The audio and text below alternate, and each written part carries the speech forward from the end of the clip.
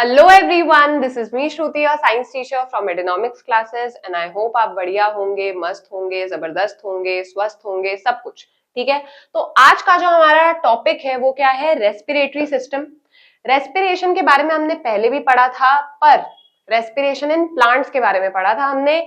आज का जो हमारा टॉपिक है वो है रेस्पिरेशन इन ह्यूमंस, कि ह्यूमंस में रेस्पिरेशन कैसे होता है, एनिमल्स वगैरह में रेस्पिरेशन कैसे होता है, स्टेप बाय स्टेप एकदम। ठीक है, तो आज के इस वीडियो में हम लोग वही डिस्कस करेंगे, साथ ही साथ रेस्पिरेशन के कितने काइंड्स होते हैं, तो बहुत सारे नए कॉन्सेप्ट्स के बारे में हम लोग पढ़ेंगे। तो बिना किसी देरी के ये चैप्टर शुरू करते हैं। तो सबसे पहले ध्यान देते हैं रेस्पिरेशन के डेफिनेशन पे। तो रेस्पिरेशन है क्या? एनर्जी प्रोड्यूसिंग प्रोसेस है। हमारे बॉडी को एनर्जी चाहिए day to day functions carry out करने के लिए, है ना। तो वो एनर्जी कहां से आएगी? रेस्पिरेशन करने से आएगी। जब हर एक सेल हमारी बॉडी का रेस्पिरेशन करेगा तो हर एक सेल एनर्जी प्रोड्यूस करेगा, उस एनर्जी को यूज करेगा and body as a whole properly function कर पाएगी। ठीक है, तो ये रेस्पिरेशन है। अब और ज्यादा डिटेल में जाएंगे तो क्या है, हर एक सेल को रेस्पिरेशन करने के लिए दो चीजों की जरूरत होती है, एक है ग्लूकोज और दूसरा क्या है? ऑक्सीजन। तो एक चीज क्या है? ग्लूकोज एंड दूसरा क्या है? ऑक्सीजन। ठीक है, इन दो चीजों की जरूरत होती है। ये दोनों चीजें जब आपस में रिएक्ट करते हैं इनसाइड द सेल, सेल के अंदर, तब क्या प्रोड्यूस होता है?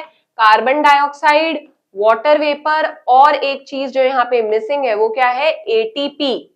ठीक है, एनर्जी। एनर्जी किस फॉर्म में हमारे बॉडी में स्टोर होती है? एटीपी के फॉर्म में स्टोर होती है। एटीपी का फुल फॉर्म क्या है? Adenosine triphosphate. ठीक है, तो ये एटीपी कब जनरेट होता है? रेस्पिरेशन के दौरान जनरेट होता है। ठीक है, तो ये सवाल ये कि जो ग्लूकोज है, ऑक्सीजन है, वो सेल तक पहुंचाता कौन है? ग्लूकोज तो हम लोग जो भी कुछ खाना खाएंगे तो उससे हम लोग को न्यूट्रिएंट्स मिलेंगे। ठीक है, तो ग्लूकोज हमें वहां से मिल जाता है। जो ब्लड उस न्यूट्रिएंट को क्या है? हर एक सेल तक पहुंचा देता है। ठीक है, दूसरा ऑक्सीजन। जब भी हम लोग इनहेल करते हैं, ठीक है, तो हम लोग ऑक्सीजन इनहेल करते हैं, ब्लड के जरिए ये जो ऑक्सीजन है ये हर एक सेल तक पहुंच जाता है। तो यहाँ पे मेन रोल ट्रांसपोर्ट करने का कौन कर रहा है? ब्लड। ठीक है, ब्लड ही ग्लूकोज भी पहुंचा रहा है सेल्स तक, ब्लड ही ऑक्सीजन भी पहुंचा रहा है। तो ये दोनों जो चीजें हैं ये आपस में सेल के अंदर रिएक्ट करके ये तीन चीज फॉर्म कर रही है और हमारे लिए ये बहुत ज्यादा इंपॉर्टेंट है। ठीक है, एटीपी इज वेरी इंपॉर्टेंट क्योंकि यही एनर्जी है, इसी के बेसिस पे हम लोग फंक्शन कर पाते हैं। क्लियर है? तो ये रेस्पिरेशन है। अब दूसरा क्या है? रेस्पिरेशन के कुछ characteristics. Occurs inside living cells. Dead cells में रेस्पिरेशन नहीं होता है, लिविंग सेल्स में रेस्पिरेशन होता है। डेड सेल्स को क्या जरूरत है? एनर्जी की। ठीक है, तो सेल्यूलर और टिश्यू रेस्पिरेशन। तो सेल्यूलर रेस्पिरेशन क्या होता है? जो अभी हमने डिस्कस किया कि हर एक सेल के अंदर, हमारी बॉडी बहुत सारे सेल्स से बनी है, तो हर एक सेल रेस्पिरेशन करता है, तब जाके हम लोग प्रॉपरली रेस्पिरेशन कर पाते हैं। ठीक है, अगर हर एक सेल रेस्पिरेशन करना बंद कर दे तो टिश्यू रेस्पिरेशन करना बंद कर देगा। सेल जोड़ जोड़ के क्या बनाते हैं? टिश्यू। टिश्यू जुड़ जुड़ के ऑर्गन, ऑर्गन्स जुड़ के क्या बनाते हैं? ऑर्गन सिस्टम बनाते हैं। बहुत सारे ऑर्गन सिस्टम्स मिला करके एक ऑर्गेनिज्म बनता है। ठीक है, तो यहाँ पे सेल्यूलर रेस्पिरेशन किसको बोलते हैं? जब रेस्पिरेशन एक सेल में होता है तो वो हो जाता है सेल्यूलर रेस्पिरेशन। अब जितने भी एक तरह के सेल्स होते हैं वो साथ में आके टिश्यू बनाते हैं। तो सभी सेल्स जब रेस्पिरेशन करेंगे तो टिश्यू भी एज अ होल रेस्पिरेशन करेगा, तो वो क्या हो जाएगा? Tissue respiration.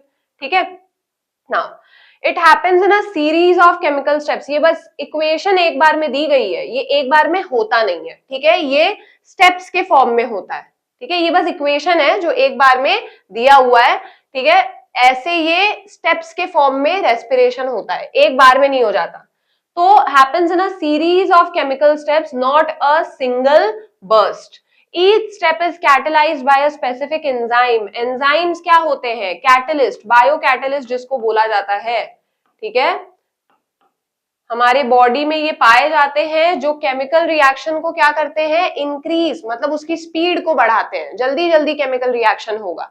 तो एंजाइम्स के मदद से रेस्पिरेशन नाम का केमिकल रिएक्शन भी हो पाता है। ठीक है। Energy is stored as ATP, जिसका फुल फॉर्म क्या है, adenosine triphosphate, known as the currency of energy. जैसे हम लोग मनी को कैसे मेजर करते हैं, रुपीज में, पैसे में, वैसे ही एनर्जी को कैसे मेजर करेंगे हम लोग, एटीपी के फॉर्म में, 38 एटीपी, 40 एटीपी। तो ऐसे क्या है, एनर्जी को हम लोग मेजर कर रहे हैं। अब 1 mole of glucose yields 38 molecules of ATP. तो 1 मोल ऑफ ग्लूकोज कितना एटीपी जनरेट करेगा, 38 मॉलिक्यूल्स ऑफ एटीपी जनरेट करेगा अपॉन कंप्लीट ऑक्सीडेशन, जब उसका कंप्लीटली ऑक्सीडेशन हो जाएगा। Oxidation means breakdown, glucose completely breakdown हो चुका है। ठीक है, एक सेकेंड।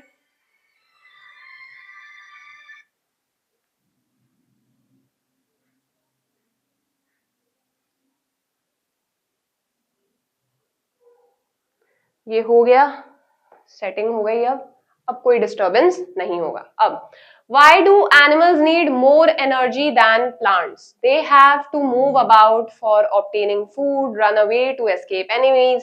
तो plants या animals दोनों में से किसको ज्यादा एनर्जी लगती है, जो ज्यादा काम करेगा?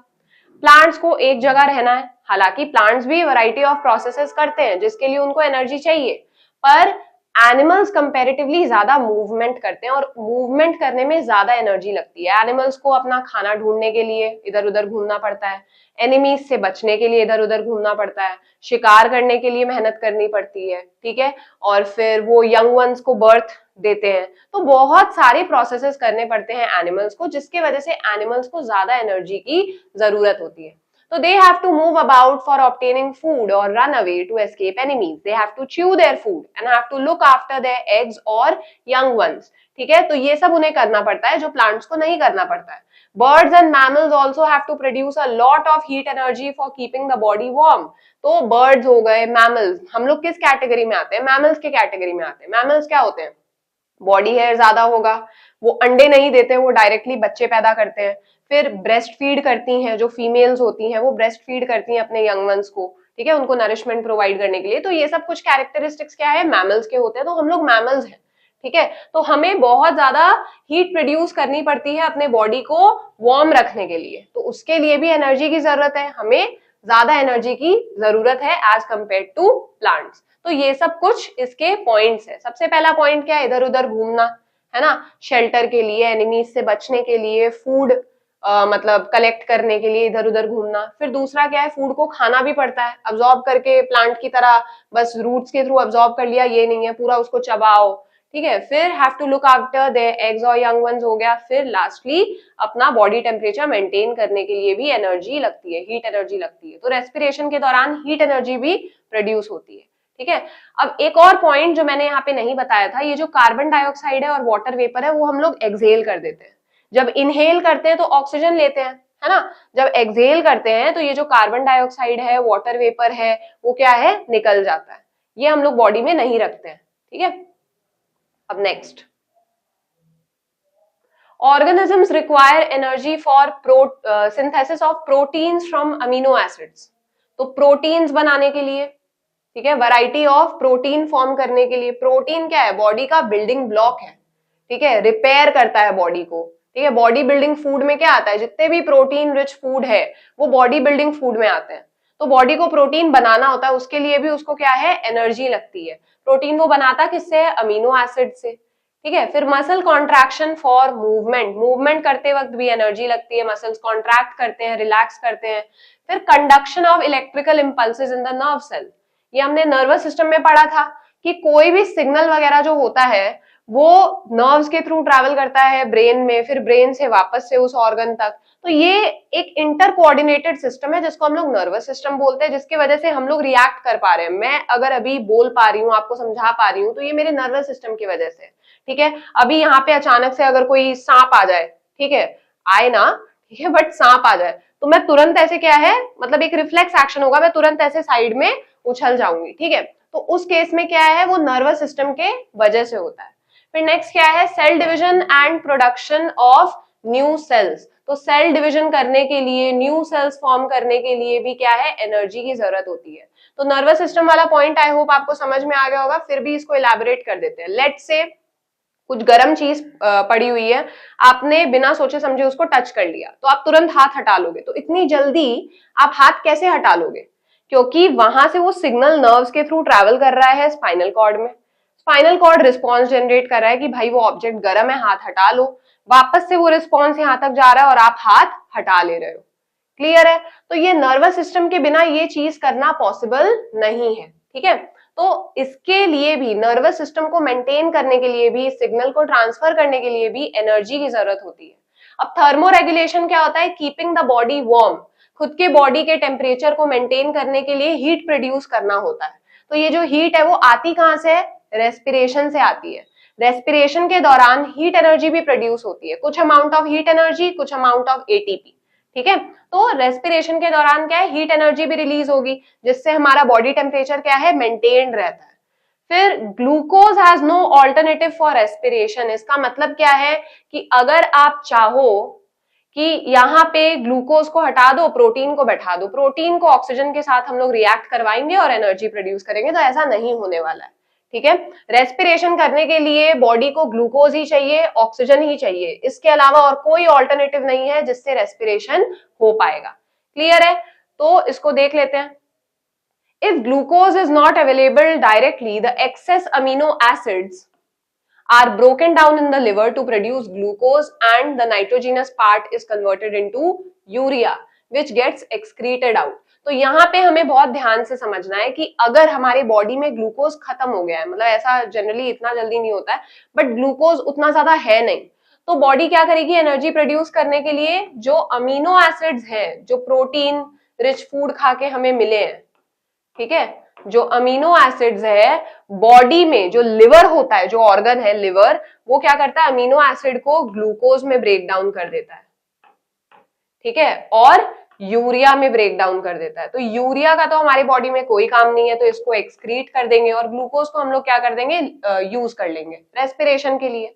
तो ग्लूकोज था नहीं, ठीक है, ग्लूकोज उतना प्रेजेंट था नहीं, पर हमने, बॉडी ने क्या किया, लिवर ने क्या किया, जो एक्सेस अमीनो एसिड है, जो प्रोटीन रिच फूड खाने से मिले थे, उन अमीनो एसिड्स को ग्लूकोज और यूरिया में ब्रेक डाउन कर दिया। तो ग्लूकोज रेस्पिरेशन में यूज हो जाएगा और जो यूरिया है वो एक्सक्रीट हो जाएगा हमारी बॉडी में वेस्ट के फॉर्म में। क्लियर है? तो ग्लूकोज का कोई ऑल्टरनेटिव नहीं है। अब दो तरह के रेस्पिरेशन होते क्या है? Aerobic versus anaerobic respiration. ठीक है, तो एरोबिक रेस्पिरेशन में क्या है? It occurs in the presence of oxygen. Aerobic respiration क्या होता है? जिसमें ऑक्सीजन की जरूरत होती है, तब वो रेस्पिरेशन होता है। हम लोग नॉर्मली क्या है? एरोबिक तरीके से ही हम लोग रेस्पिरेशन करते हैं, क्योंकि हम लोग ऑक्सीजन इनहेल करते हैं तो ऑक्सीजन की जरूरत पड़ रही है, तो हमारे बॉडी में क्या है? एरोबिक रेस्पिरेशन ही होता है। कंप्लीट ब्रेकडाउन होता है इस केस में ग्लूकोज का, क्योंकि सेल्स को ऑक्सीजन अच्छे से मिल रहा है, तो वो जो ऑक्सीजन है वो ग्लूकोज को कंप्लीटली ऑक्सीडाइज कर देता है एनर्जी रिलीज करने के लिए। कंप्लीट ब्रेकडाउन हो जाता है ग्लूकोज का, ताकि उस ग्लूकोज को ब्रेक डाउन करके एनर्जी प्रोड्यूस करवाई जा सके। तो यहाँ पे एनर्जी, जो ऑक्सीजन है, ये प्रेजेंट रहता है, तो वो पूरे ग्लूकोज को कंप्लीटली ब्रेक डाउन कर देता है ताकि एनर्जी प्रोड्यूस की जा सके, और साथ ही साथ ये जो वेस्ट प्रोडक्ट्स है वो रिलीज होंगे।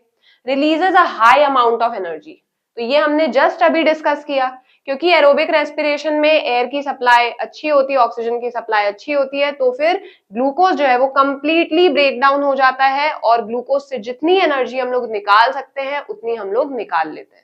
ठीक है, तो it produces a high amount of energy. On the other hand, anaerobic respiration क्या होता है? एनो बोल दिया मैंने। एनेरोबिक रेस्पिरेशन क्या होता है? जो ऑक्सीजन के कमी में होता है, मतलब ऑक्सीजन अच्छे से मिल नहीं रहा, तब क्या होगा? एनेरोबिक रेस्पिरेशन होगा। हालांकि ये बहुत ही शॉर्ट टाइम पीरियड के लिए होता है, हम लोग बहुत लंबे टाइम पीरियड तक एनेरोबिकली रिस्पायर नहीं कर सकते हैं। ठीक है, तो it occurs in the absence of oxygen.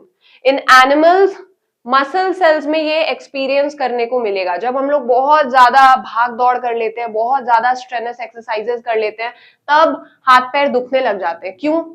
क्योंकि उनमें एनेरोबिक रेस्पिरेशन होता है। ऑक्सीजन की सप्लाई उतनी जल्दी मिल नहीं रही है बॉडी को जितना जल्दी हम लोग एक्टिविटी कर रहे हैं। एनर्जी उतनी जल्दी प्रोड्यूस नहीं हो रही है जितना जल्दी हम लोग एनर्जी को यूज कर ले रहे हैं। तो बीच में एक गैप आ जा रहा है ना, जिसकी वजह से दर्द हो रहा है, क्योंकि उतनी एनर्जी प्रोड्यूस जल्दी जल्दी हो ही नहीं रही है, और हम लोग बहुत फटाक से एनर्जी को यूज भी कर ले रहे हैं। तो एक टाइम ऐसे आएगी, मतलब आएगा एक टाइम ऐसा कि एनर्जी बीच में रहेगा ही नहीं, है ना, जिसके वजह से पैरों में दर्द होगा, फिर हाथ में दर्द होगा। ये कब होता है? जब हम लोग बहुत ज्यादा भाग दौड़ कर लेते हैं, ठीक है। तो उस केस में मसल्स में लैक्टिक एसिड फॉर्म होता है, बहुत ही कम एनर्जी रिलीज होती है और हीट एनर्जी रिलीज होती है। तो इसमें क्या हो रहा है? Anaerobic respiration. जब बहुत ज्यादा हैवी एक्सरसाइजेस कर रहे हैं तो बहुत हांफने लग जाते हैं ताकि ऑक्सीजन और जल्दी जल्दी आए, ठीक है।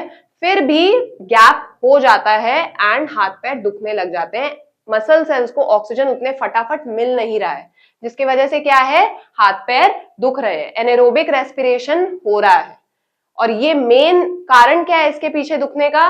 क्योंकि एनेरोबिक रेस्पिरेशन में लैक्टिक एसिड प्रोड्यूस होता है जो मसल सेल्स में एक्यूमुलेट हो जाता है। तो इसको एक बार वापस से देख लेते हैं हम लोग। एनेरोबिक रेस्पिरेशन में हो क्या रहा है? एनर्जी प्रोड्यूस हो रही है पर ऑक्सीजन उतना जल्दी नहीं मिल रहा। हम लोग एक्टिविटी कर रहे हैं, ठीक है, पर ऑक्सीजन उतना जल्दी नहीं मिल रहा, एनर्जी उतनी जल्दी प्रोड्यूस नहीं हो रही, जिसके वजह से एब्सेंस ऑफ ऑक्सीजन में क्या प्रोड्यूस होगा? ग्लूकोज लैक्टिक एसिड में बदल जाएगा और बहुत ही कम एनर्जी फॉर्म होगी और थोड़ी बहुत हीट एनर्जी फॉर्म होगी, जिसकी वजह से पेन होगा। ये लैक्टिक एसिड मेन कल्प्रिट है जिसकी वजह से मसल सेल्स में क्या होगा? पेन होगा, क्योंकि अब मसल सेल्स में लैक्टिक एसिड एक्यूमुलेट हो गया है, ठीक है। तो इन प्लांट्स यीस्ट, सीड्स, फिर glucose break down into ethanol, carbon dioxide and 2 ATP। तो प्लांट्स के केस में लैक्टिक एसिड फॉर्म नहीं होता है। जब प्लांट्स को ऑक्सीजन उतने अच्छे से नहीं मिल रहा है तो उस केस में ग्लूकोज किस में चेंज हो जाएगा? इथेनॉल में, ठीक है, और कार्बन डाइऑक्साइड रिलीज होगा एंड 2 ATP जितनी एनर्जी फॉर्म होगी। तो हमने पढ़ लिया है एरोबिक रेस्पिरेशन में ऑक्सीजन की सप्लाई अच्छी है, एनेरोबिक रेस्पिरेशन में क्या है? ऑक्सीजन की सप्लाई कम है, जिसकी वजह से मसल सेल्स की अगर बात की जाए तो जब मसल सेल्स एनेरोबिकली रेस्पायर करते हैं तो ग्लूकोज किसमें चेंज हो जाता है? Lactic acid. ये लैक्टिक एसिड जब मसल्स में एक्यूमुलेट हो जाता है तो हाथ पैर दुखते हैं, ठीक है, और 2 ATP जितनी एनर्जी और हीट एनर्जी प्रोड्यूस होती है, ठीक है। ये जब हमारे बॉडी में एनेरोबिक रेस्पिरेशन होगा तब। जब प्लांट्स के बॉडी में एनेरोबिक रेस्पिरेशन होगा यानी कि जब ऑक्सीजन की सप्लाई थोड़ी कम होगी तो उस केस में ग्लूकोज इथेनॉल में चेंज हो जाएगा, कार्बन डाइऑक्साइड प्रोड्यूस होगा और 2 ATP जितनी एनर्जी रिलीज होगी, ठीक है। तो when does anaerobic respiration occur? ये क्वेश्चन है। ड्यूरिंग स्ट्रेनस फिजिकल एक्सरसाइज जैसे रनिंग हो गया, स्विमिंग हो गया, जिसमें बहुत ज्यादा एनर्जी की जरूरत होती है, मसल्स में नॉट गेट एनफ ऑक्सीजन। हम लोग क्योंकि बहुत ज्यादा मूवमेंट कर रहे हैं तो एनर्जी फटाफट यूज हो रही है, पर फटाफट एनर्जी वापस प्रोड्यूस नहीं हो पा रही क्योंकि लिमिटेड ऑक्सीजन मिल रहा है। तो उस केस में क्या है? Muscle switch to anaerobic respiration. उस केस में एनेरोबिक रेस्पिरेशन होता है जब एनर्जी फटाक से यूज कर रहे हैं, ऑक्सीजन उतने जल्दी मिल नहीं रहा है, ऑक्सीजन की कम सप्लाई है, मसल्स को और ज्यादा एनर्जी ऑक्सीजन चाहिए पर उतना जल्दी मिल नहीं पा रहा, ठीक है, क्योंकि मसल ज्यादा मूव कर रहे हैं। प्रोड्यूसिंग लैक्टिक एसिड, तो तब क्या होगा? ग्लूकोज लैक्टिक एसिड में कन्वर्ट होगा, बहुत ही थोड़ी एनर्जी रिलीज होगी, साथ ही साथ हीट एनर्जी, ठीक है, जो हमने ऊपर पढ़ा था। तो accumulation of lactic acid causes muscle fatigue and x. तो हाथ पैर दुखते क्यों है? टायर्डनेस क्यों फील होती है? क्योंकि हाथ पैर में लैक्टिक एसिड एक्यूमुलेट हो जाता है, इकट्ठा हो जाता है, ठीक है। ऑक्सीजन डेट किसको कहते हैं? यही ऑक्सीजन की कमी, जब हम लोग हाफते हैं, ठीक है, ऑक्सीजन मिल नहीं रहा है। क्यों हाफते हैं? जब बहुत ज्यादा एक्सरसाइज कर ली, हद से ज्यादा मसल्स को यूज में कर लिया, तब मसल्स को अब और ऑक्सीजन चाहिए, पर ऑक्सीजन तो उसी पेस में मिल रहा है, इसलिए फिर हाफना पड़ता है ताकि ज्यादा ऑक्सीजन इनहेल कर पाए, ठीक है। After exercise the body requires extra oxygen to oxidise the accumulated lactic acid. This state is called oxygen debt. तो जब हम लोग एक्सरसाइज एकदम बहुत ज्यादा कर लेते हैं तो बहुत टाइम तक हाफते रहते हैं। क्यों? ताकि जो मसल सेल्स में जो ग्लूकोज आधा अधूरा ब्रेकडाउन होके लैक्टिक एसिड में बदल गया था तो वो पूरा ब्रेकडाउन हो जाए, ठीक है। तो ये जो लैक्टिक एसिड है वो कंप्लीटली ब्रेक डाउन हो जाए। एक बार जो जमा हुआ lactic acid completely break down हो जाएगा तब हाथ पैर दर्द नहीं होंगे, क्योंकि दर्द जो अराइज होता है वो लैक्टिक एसिड के जमने की वजह से ही होता है, ठीक है। तो इस स्टेट को क्या बोलते हैं? ऑक्सीजन डेट, यानी कि जब हम लोग हाफ रहे होते हैं ताकि जो ऑक्सीजन की सप्लाई है वो इंक्रीज हो जाए मसल सेल्स तक और लैक्टिक एसिड जो है वो कंप्लीटली ब्रेक डाउन हो जाए, ठीक है। अब 4 parts of respiration in humans. तो ह्यूमंस के केस में रेस्पिरेशन कुछ स्टेप्स में डिवाइडेड है। तो सबसे पहला क्या है? ब्रीदिंग, ठीक है। सबसे पहला क्या है, ब्रीदिंग। बहुत लोगों को लगता है कि रेस्पिरेशन करना और ब्रीदिंग करना सेम है, पर ऐसा नहीं है। रेस्पिरेशन वो पूरा केमिकल प्रोसेस है ग्लूकोज के ब्रेक डाउन होने तक का, ठीक है। ब्रीदिंग उसका एक पार्ट है कि हाँ सांस लेना और सांस छोड़ना, तो वो ब्रीदिंग है, ठीक है। पर रेस्पिरेशन इससे ज्यादा होता है, क्लियर है, इससे ज्यादा डीप है। तो ब्रीदिंग क्या है, the physical process of inhaling oxygen rich air and exhaling carbon dioxide rich air. तो जब हम लोग इनहेल करते हैं ऑक्सीजन अंदर लेने के लिए, फिर एक्सहेल करते हैं कार्बन डाइऑक्साइड रिलीज करने के लिए, तो इनहेलेशन और एक्सहेलेशन दोनों मिला करके ब्रीदिंग बनाता है, ठीक है। अब गैसियस ट्रांसपोर्ट, जैसे कि ये क्या है, टिश्यू सेल्स है, ठीक है। तो टिश्यू सेल्स क्या कर रहे हैं, ऑक्सीजन ले रहे हैं ब्लड से एंड वापस कार्बन डाइऑक्साइड दे रहे हैं ब्लड को, ठीक है। तो ऐसे गैसियस एक्सचेंज होता है। Oxygen absorb by the blood in the lungs is carried by red blood cells यानी के RBCs as oxyhaemoglobin throughout the body by means of the arteries. तो हम लोग जब भी ऑक्सीजन इनहेल करते हैं तो लंग्स में ऑक्सीजन जाता है ना। अब लंग्स में बहुत सारी छोटी छोटी ब्लड कैपिलरीज है जो ब्लड को लेकर के आती है लंग्स में, ठीक है। ब्लड को वो लेकर के आएगी लंग्स में। अब यहाँ पे ब्लड क्या करेगा, लंग्स के अंदर जो कार्बन डाइऑक्साइड वो पूरे बॉडी से लेकर के आया था वो तो लंग्स में दे देगा, और लंग्स के अंदर जो फ्रेश ऑक्सीजन है वो ले लेगा। तो ब्लड को क्या करना है, पूरे सेल से जो कार्बन डाइऑक्साइड था वो लंग्स को दे देना और लंग्स से फ्रेश ऑक्सीजन ले लेना है, ठीक है। तो अब ब्लड क्या हो गया है, उसमें फ्रेश ऑक्सीजन आ गया है और लंग्स के अंदर क्या है, कार्बन डाइऑक्साइड। उसी कार्बन डाइऑक्साइड को हम लोग एक्सहेल कर देते हैं क्योंकि वो काम का नहीं है, ठीक है। तो ऐसे ही होता है, इनहेल करेंगे, ऑक्सीजन आता है लंग्स में, तो ब्लड क्या है, ऑक्सीजन को ले लेता है और जो पूरे बॉडी से ब्लड कार्बन डाइऑक्साइड लेके आया था उसको लंग्स में दे देता है। अब लंग्स से वो कार्बन डाइऑक्साइड हम लोग एक्सहेल कर देते हैं, ठीक है। अब ये जो ब्लड है ना, अब इसके पास ऑक्सीजन आ चुका है।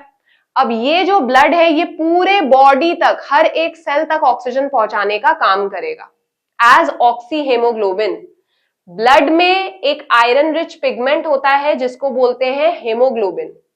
जब ये हेमोग्लोबिन ऑक्सीजन के साथ कंबाइन कर जाता है तो उसको बोलते हैं ऑक्सीहेमोग्लोबिन। अब जगह जगह हर एक सेल तक ये ऑक्सीहेमोग्लोबिन जाएगा और इसमें से ऑक्सीजन वाला पार्ट वो ब्लड को दे देगा। हेमोग्लोबिन क्या करेगा, ऑक्सीजन का हाथ पकड़ता है और उसको हर एक सेल तक लेके जाता है और फिर उसको सेल को दे देता है ऑक्सीजन को, ठीक है। तो ऐसे ब्लड क्या करेगा, ब्लड ऑक्सीजन को हर एक सेल तक पहुंचाएगा। और कौन सी ट्यूब में, कौन से वेसल में ट्रैवल करेगा ब्लड, आर्टरीज में ट्रैवल करेगा। पहले भी हमने पढ़ा था कि आर्टरीज क्या कैरी करती हैं, ऑक्सीजनेटेड ब्लड जिनमें ऑक्सीजन होता है, ठीक है। और वेन्स क्या कैरी करते हैं, डीऑक्सीजनेटेड ब्लड जिसमें कार्बन डाइऑक्साइड होता है। तो ब्लड क्या करेगा, आर्टरीज के थ्रू जाएगा एंड ऑक्सीजन सभी सेल्स को पहुंचा देगा, ठीक है। और इसमें बस एक एक्सेप्शन है, वो आप सर्कुलेटरी सिस्टम में पढ़ोगे कि पल्मोनरी आर्टरी जो है और पल्मोनरी वेन्स जो है वो उल्टा करते हैं। आर्टरीज ऑक्सीजनेटेड ब्लड कैरी करेंगी, वेन्स जो है वो डीऑक्सीजनेटेड ब्लड कैरी करेंगे, पर जहां पल्मोनरी लग जाएगा ना वहां उल्टा हो जाएगा। Pulmonary artery deoxygenated blood carry करती है, pulmonary vein oxygenated blood carry करता है, ठीक है। तो back to the topic, red blood cells जो होते हैं वो ऑक्सीजन को हर एक सेल तक पहुंचा देते हैं। Now, carbon dioxide from the tissue is carried by the blood to the lungs as bicarbonate dissolved in plasma or as carbaminohemoglobin in the RBCs. तो कार्बन डाइऑक्साइड जो है, ठीक है, अब हर एक सेल वेस्ट भी तो प्रोड्यूस करेगा, कार्बन डाइऑक्साइड भी प्रोड्यूस करेगा। तो ब्लड क्या करता है, कार्बन डाइऑक्साइड को लंग्स तक ले जाता है एज डीऑक्सीजनेटेड ब्लड। ये पूरा एक साइकिल है। सबसे पहले क्या है, ब्लड ऑक्सीजन लेके जाएगा हर एक सेल तक, ठीक है। अब हर एक सेल जो है वो ब्लड को ऑक्सीजन यूज कर लेगा और ब्लड को क्या देगा, कार्बन डाइऑक्साइड दे देगा। तो ब्लड को इस कार्बन डाइऑक्साइड को वापस कहां तक लेकर के जाना है, लंग्स में लेके जाना है जहां से वो उसने ऑक्सीजन लिया था।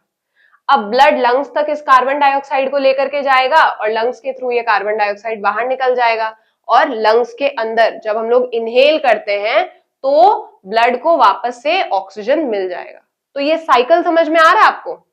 ब्लड जो है वो लंग्स से ऑक्सीजन लेता है, ठीक है, और कार्बन डाइऑक्साइड दे देता है, जो हम लोग एक्सहेल कर देते हैं। अब ये जो ब्लड है, ये ऑक्सीजन जो इसने लिया था, इनहेलेशन के थ्रू जो हमने ऑक्सीजन लिया था, वो ब्लड के साथ डिसॉल्व हो गया। अब ये जो ब्लड है वो ऑक्सीजन को हर एक सेल तक पहुंचाएगा, हर एक सेल ऑक्सीजन को यूज करके उसको ब्लड को कार्बन डाइऑक्साइड देगा। इस कार्बन डाइऑक्साइड को ब्लड को कहाँ लेके जाना है, लंग्स तक वापस लेके जाना है, ताकि लंग्स में वो उसको फेंक सके कि लो भाई अपना कार्बन डाइऑक्साइड। अब लंग्स से हम लोग कार्बन डाइऑक्साइड एक्सहेल कर देते हैं। तो ये पूरा एक साइकिल है, क्लियर है।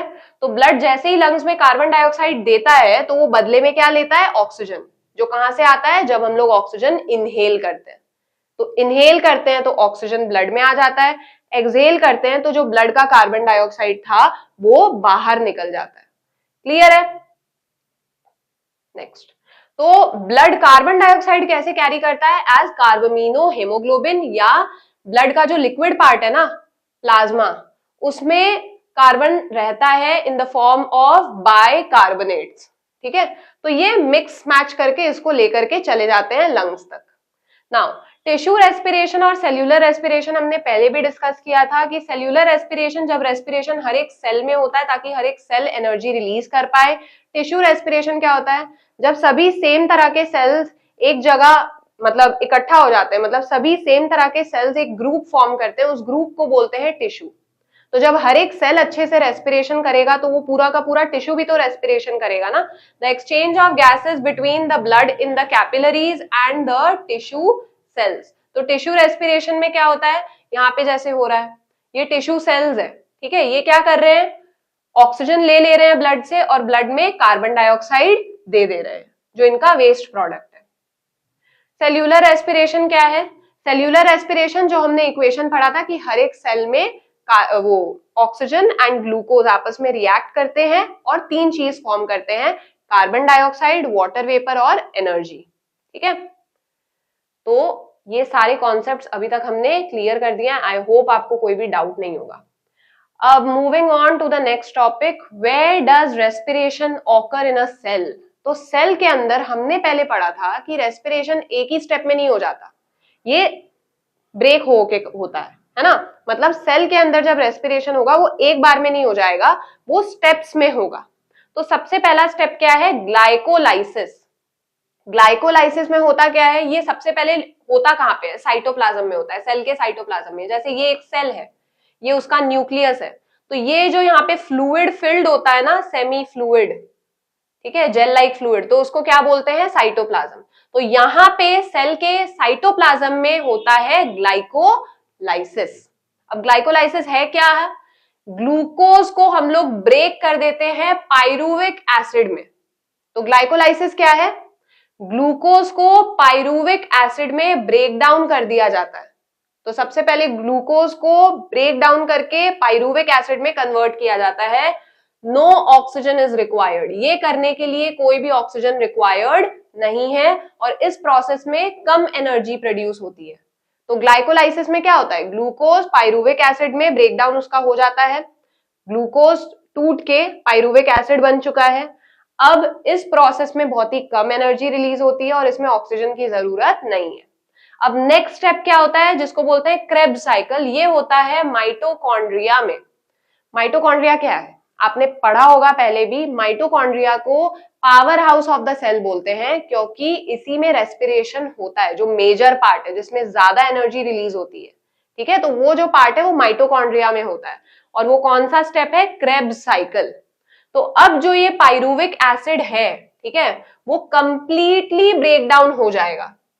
माइटोकॉन्ड्रिया के अंदर ये जो पाइरुविक एसिड ऊपर था वो आधा टूटा था ना, अब वो कंप्लीटली ब्रेक डाउन हो जाएगा और क्या फॉर्म करेगा, कार्बन डाइऑक्साइड, वाटर वेपर और एनर्जी।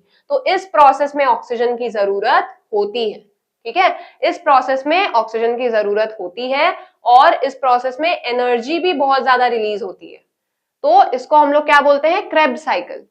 तो ये जो रेस्पिरेशन है, सेल के अंदर जो रेस्पिरेशन होता है वो एक इक्वेशन के फॉर्म में सिंपल सा एक बार में नहीं हो जाता है। सबसे पहले होता है ग्लाइकोलाइसिस साइटोप्लाज्म में, ठीक है, यानी कि ग्लूकोज ब्रेक डाउन होके पाइरुविक एसिड में बदल जाता है। इसमें ऑक्सीजन की जरूरत नहीं होती है, बहुत ही कम एनर्जी प्रोड्यूस होती है, ठीक है। अब सेकंड स्टेप कहाँ होता है, सेल के माइटोकॉन्ड्रिया में, और इसको बोलते हैं क्रेब्स साइकिल। इसमें जो फर्स्ट स्टेप वाला पाइरुविक एसिड था, अब वो कंप्लीटली ब्रेक डाउन होके कार्बन डाइऑक्साइड, वाटर वेपर और बहुत सारी एनर्जी प्रोड्यूस करेगा। इस प्रोसेस में ऑक्सीजन की जरूरत होती है। अब aerobic respiration in plants versus aerobic respiration in animals. तो प्लांट्स और एनिमल्स में एनेरोबिक रेस्पिरेशन जो होता है, तो उसमें फर्क क्या है। तो एनेरोबिक रेस्पिरेशन में सबसे पहले सिमिलैरिटीज देख लेते हैं। यहाँ पे ऑक्सीजन की सप्लाई लिमिटेड होगी या मे बी बहुत ही कम ऑक्सीजन रहेगा, ठीक है, इनसफिशिएंट सप्लाई होगी। तो प्लांट्स के केस में क्या फॉर्म होगा फिर, इथेनॉल, ग्लूकोज किस में बदल जाएगा, इथेनॉल में और कार्बन डाइऑक्साइड में। एनिमल्स के केस में बस लैक्टिक एसिड एक्यूमुलेट हो जाएगा, फॉर्म होगा। तो ग्लूकोज किस में बदल जाएगा, लैक्टिक एसिड में, ठीक है, कोई कार्बन डाइऑक्साइड फॉर्म नहीं हो रहा है। प्लांट्स के केस में ज्यादा हीट एनर्जी प्रोड्यूस होती है, एनिमल्स के केस में इस प्रोसेस में लेस एनर्जी प्रोड्यूस होती है। फिर कार्बन डाइऑक्साइड कॉजेज फोमिंग, मतलब कि एफरवेसेंस प्रोड्यूस होता है, ठीक है, फोम जनरेट होता है एनेरोबिक रेस्पिरेशन के दौरान। एनिमल्स के केस में कोई फोम जनरेट नहीं होता है, कोई झाग डेवलप नहीं होता है बॉडी में, ठीक है। अब नेक्स्ट है, हम लोग कुछ रेस्पिरेटरी ऑर्गन्स के बारे में बात करेंगे। जितने भी काइंड्स ऑफ रेस्पिरेशन थे, cellular respiration, tissue respiration, aerobic, anaerobic respiration के जो दो पार्ट्स थे वो हमने अच्छे से डिस्कस कर लिया है, ठीक है। अब हम लोग रेस्पिरेटरी ऑर्गन्स के बारे में पढ़ेंगे जो रेस्पिरेशन में मदद करते हैं। क्लियर है। तो सबसे पहला क्या है, द नोज। नोज क्या है, it consist of two nostrils separated by a cartilaginous septum. तो ये रहा नोज, है ना, सभी के पास होता है। अब जो दोनों नोस्ट्रिल्स हैं, दोनों होल्स हैं, उनके बीच में एक सेपरेशन होता है, उसको क्या बोलते हैं, सेप्टम, जो कार्टिलेज से बना है। तो इसीलिए इसको बोलते हैं कार्टिलेजिनस सेप्टम। ये कार्टिलेज से बना है, ये बेंड हो सकता है, ये टिश्यू से थोड़ा ज्यादा हार्ड होता है पर बोन जितना हार्ड नहीं होता है। ये कार्टिलेज है ना, ये कार्टिलेज है। तो ये बोन जितना हार्ड नहीं होता पर थोड़ा मतलब रिजिडिटी प्रोवाइड करता है, स्ट्रक्चर प्रोवाइड करता है। Now it opens into nasal chambers lined with hair and mucus, ठीक है। तो ऊपर वाला डायग्राम इसके लिए हम लोग को रेफर करना पड़ेगा। नाउ ये जो है ये नोस्ट्रिल है। अब ये जो है ये क्या है, नेसल चैम्बर है, ये जो पार्ट है, ठीक है, ये जो नाक के अंदर वाला जो पार्ट है ये क्या है, नेसल चैम्बर है। इसमें हेयर पाए जाते हैं, म्यूकस पाया जाता है, एक स्टिकी लिक्विड होता है म्यूकस। अब हेयर और म्यूकस का काम क्या है, डस्ट पार्टिकल्स को ट्रैप कर लेना, ठीक है, डस्ट पार्टिकल्स को पूरा ट्रैप कर लेना, फिर ताकि जो एयर जो अंदर तक जा रही है वो क्लीन हो। अब इसके बाद क्या आएगा, यहाँ पे, यहां से एयर जाएगी, ठीक है, इस रास्ते से, ठीक है। तो इसको हम लोग क्या बोलते हैं, विंड पाइप बोलते हैं, ठीक है। विंड पाइप को ट्रैकिया भी बोला जाता है। तो ये नेसल पैसेज के बाद में क्या आता है, फैरिंग्स आता है। ये जो रीजन है ना, ये क्या है, फैरिंग्स है। फैरिंग्स आगे जाके दो हिस्सों में बढ़ जाता है। ये जैसे ये बोल सकते हैं यहाँ पे, ये फैरिंग्स है, ये ट्यूब, ये आगे जाके दो ट्यूब्स में बढ़ जाता है। एक है विंड पाइप, ठीक है, एक है विंड पाइप और दूसरा क्या है, फूड पाइप, जिससे खाना जाता है। दोनों के लिए सेम रास्ते नहीं है। तो जो एयर है वो किससे जाएगी, विंड पाइप से, ठीक है। तो यहां से एयर विंड पाइप के थ्रू जाएगी, जिसको क्या बोलते हैं, ट्रैकिया बोलते हैं। क्लियर है। अब ट्रैकिया आगे जाकर के दोनों लंग्स में एंटर करता है, उसका भी डायग्राम मैं दिखा देती हूँ। जो विंड पाइप है वो आगे जाकर के दोनों लंग्स में एंटर करता है। ये परफेक्ट डायग्राम है इसका, ठीक है। ये क्या है, विंड पाइप, ट्रैकिया। अब ये दोनों अलग अलग लंग्स में जाकर के एंटर करता है। यहाँ पे एक लंग का क्रॉस सेक्शन दिखाया गया है। तो इसको हम लोग क्या बोलते हैं, ब्रोंकाई बोलते हैं, ठीक है। ब्रोंकस इसका सिंगुलर फॉर्म है और प्लूरल में इसको ब्रोंकाई बोलते हैं। एक लंग में चला जाता है, एक दूसरे लंग में चला जाता है। अब ब्रोंका ही आगे जाके क्या है, ब्रोंकियोल्स में डिवाइड हो जाता है, ऐसे ब्रांचेस, छोटे छोटे ब्रांचेस में डिवाइड हो जाता है, ठीक है। ये है एक ब्रोंकियोल। अब ब्रोंकियोल के एंड में आप गोल गोल से ऐसे बॉल्स देख रहे होंगे, ठीक है। ये क्या है, एल्वियोली है, बहुत ही इंपॉर्टेंट स्ट्रक्चर है। जो हम लोग लंग्स में बात कर रहे थे कि ब्लड क्या करता है, गैसियस एक्सचेंज में मदद करता है। तो ब्लड आता कहां से है, इसी एल्वियोली में ब्लड की सप्लाई होती है, ब्लड वेसल्स पाए जाते हैं, ठीक है। तो एक्सचेंज ऑफ गैसेस अगर आपसे कोई भी पूछेगा कि लंग्स में कहाँ होता है, तो एल्वियोली में होता है, क्योंकि एल्वियोली में ही ब्लड वेसल्स होते हैं, और ब्लड जब आता है तो वो एल्वियोली से ऑक्सीजन ले लेता है और उसको कार्बन डाइऑक्साइड दे देता है, क्योंकि अल्टीमेटली जो लंग्स में ऑक्सीजन आएगा वो एल्वियोली तक भी तो जाएगा ना, एकदम एंड पोर्शन तक भी तो जाएगा। तो यहीं पे होता है एक्सचेंज ऑफ गैसेस, ठीक है। तो अब देख लेते हैं functions of nasal chamber. Nasal chamber का काम क्या है?